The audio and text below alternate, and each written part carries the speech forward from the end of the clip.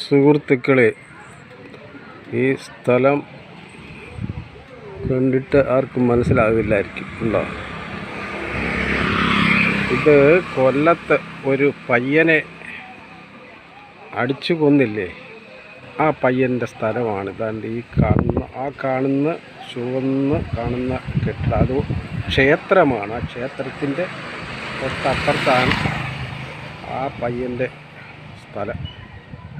ഇതാണ് കീച്ചപ്പള്ളി എന്ന് പറയുന്ന സ്ഥലം.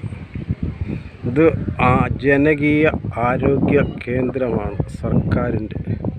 ഇത് സ്കൂൾ അപ്പുറത്ത് കാണുന്നത്.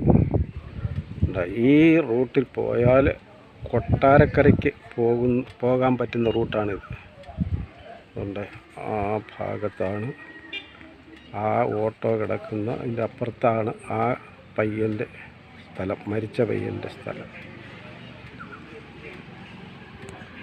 ഓക്കെ.